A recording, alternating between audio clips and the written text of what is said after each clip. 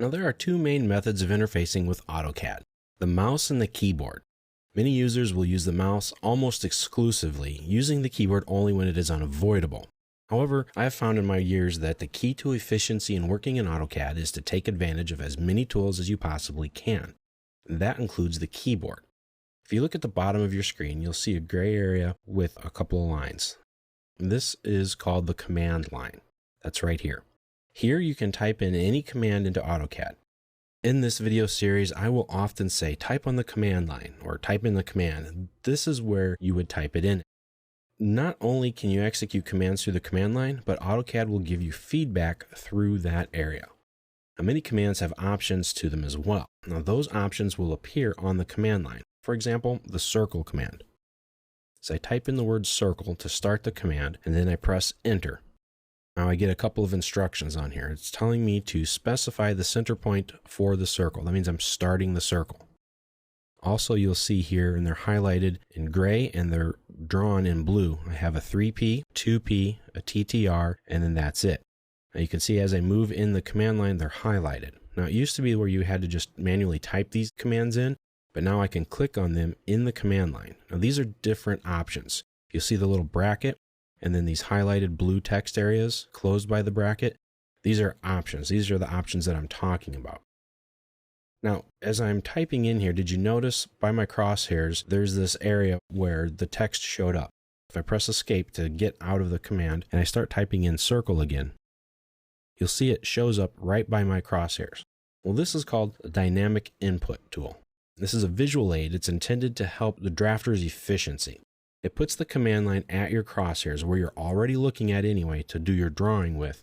It does this so that you don't have to keep moving your eyes from the crosshair to the command line and back again. Now, it may not sound like much, but this can help prevent some headaches too.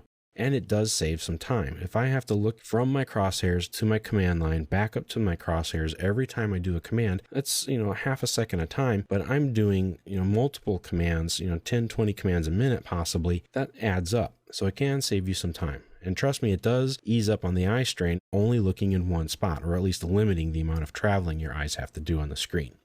Also, if you're good at typing, you can type in the word circle without moving your eyes to look at your keys. So imagine if you have to look at the crosshair to start the circle to know where you're at, look at the command line, look at the keys, look at the command line, look at the crosshairs. That's a lot of looking. So dynamic input can be very helpful for you. Press escape to get out of there and show you another way here that you can enter commands on the command line, and that's through keyboard shortcuts. All commands can be executed by typing on the command line, but most commands have a keyboard shortcut. For example, circle. If I type in the word circle, you say, okay, that's not too bad, but this is even better. If I just type in the letter C, press enter, I'm starting the circle command. That's even shorter. Yeah, it's only a few keystrokes, but again, if I'm drawing 100 circles and it takes 1, 2, 3, 4, 5, 6 keystrokes times 100, that's 600 keystrokes. Or I just type in the letter C, that's 100 keystrokes. So that's a huge reduction in time and in use, so it increases your efficiency quite a bit. So keep that in mind. So here are a few more tips that I want to show you about the command line. If I press the F2 button, that brings up the command line. This will allow you to see what you've been doing. Press F2 and it goes away again. And here's another one. With your dynamic input turned on, press the C button, and you'll see here that it is automatically populating different commands that start with the letter C. Now, AutoCAD has become very smart this way. It will show you these commands and it will learn your commands. Right now there are a lot of different choices. But if I use the copy command, typing CO, it will automatically eventually start putting copy at the top of my list and not circle. So that's something that can be very useful for you.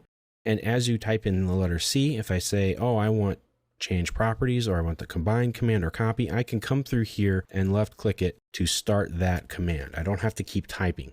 So if you have something like extract data or the data extraction command, I can start typing that in. Also, you notice the command is data extraction, and I typed in EXTRA like for extraction. Well, it's smart enough to know that's part of the command name. So if you don't know what a command is, but you kind of have a good idea, you can start typing that in and it will automatically bring that command up for you in that list, which is really good. For my last tip in this section, I'm going to show you this really cool trick with your arrow keys. If you press them up or down, it will scroll through your last commands. Now this is very handy if you're using the same couple of commands over and over again, especially if they're difficult to get to. You just push the up arrow and it will go up the list. Push the down arrow and it will go down the list. So when you want to get to one of those, you find it where it is here in the list. Then press enter and it starts that command. Now in this case, it was my rectangle command. Now the real key to AutoCAD efficiency is doing less work. The less you have to do, the quicker you get done. Type less, draw more, finish the project.